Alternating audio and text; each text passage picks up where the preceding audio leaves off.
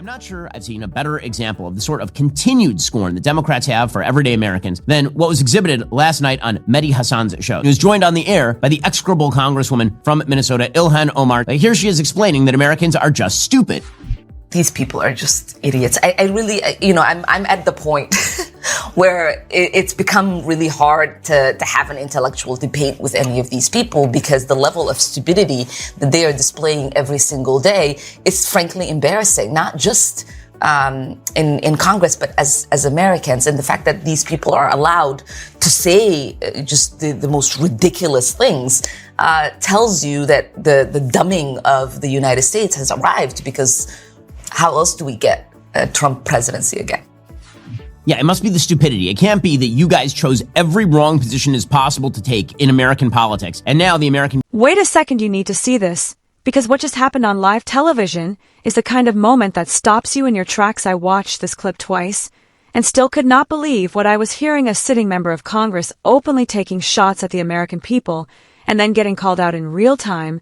This is not just another debate. This is a snapshot of how heated and disconnected our political conversation has become. Welcome to Real Talk America, and today we are breaking down a moment where Ben Shapiro does more than argue. He directly challenges Ilhan Omar and forces a conversation about respect for the American people, national sacrifice, and the meaning behind words, especially when it comes to something as serious as 9/11. Stay with me, because this is bigger than politics. This is about the direction of the country.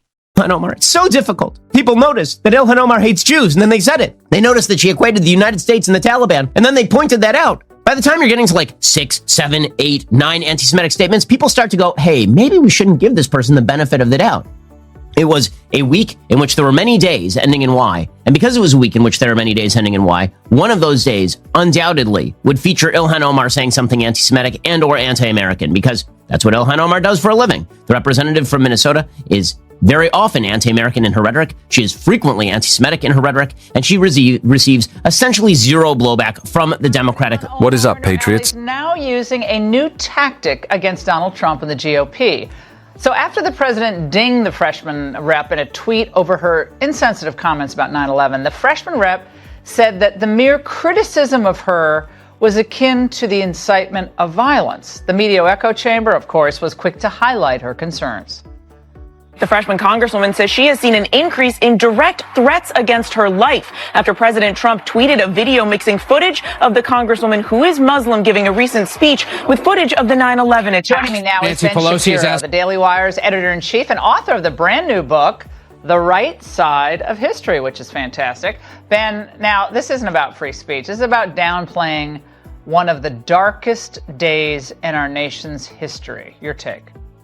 That's, of course, true, and she has a long history of not taking terrorism particularly seriously. In 2013, she did an interview in Minnesota in which she joked about people taking al-Qaeda and Hezbollah more seriously than they took America and England. And then in 2016, she wrote a letter in which she tried to have a judge be more lenient with people who tried to join ISIS, saying that, of course, these were people who only became violent because of American marginalization. And then in 2017, she wrote a column for Time magazine in which she suggested that America was rooted and founded on slavery and genocide. And in order for us not to look that in the face, instead, we focused on international terror. This is not someone who takes terrorism particularly seriously, so I am bewildered as to why quoting her would constitute some form of violation of her personage. It would be a violation of free speech or something nonsensical like that. Ben, just so people know what we're talking about here, I want to play that soundbite that you're referencing where she talks about the way people say al-Qaeda. Let's watch. I think When I was in college, I took a terrorism class. Every time the professor said Al-Qaeda, he sort of like his shoulders went up, and he's in command here. Al-Qaeda, Hezbollah. You don't say America with an intensity. You don't say England with an intensity. You don't say the army with an intensity. Well, and Ben, Pete Buttigieg, we talked about him earlier. He's the new star of the Democrat Party. He's edged out Beto O'Rourke, and now he's taken that spot in the spotlight.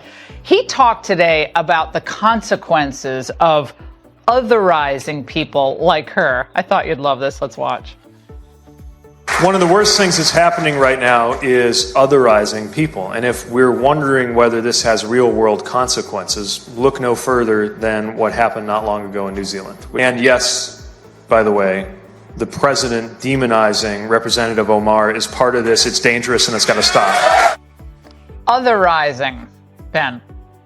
Well, very odd, since Representative Omar has 3 times in the last 3 months been chided for openly anti-Semitic statements, and then the Democratic Party has defended her. I'm amused to watch as the Democratic Party suggests that criticism and quoting of Ilhan Omar amounts to violent incitement, where Representative Omar can say whatever Jew-hating thing she wants on a daily basis, and that is not incitement. Now, I agree, it's not incitement in either case, but to pretend that it is incitement when it's stuff you don't like, and it's not incitement when it's stuff that you do, seems pretty irresponsible at the mildest.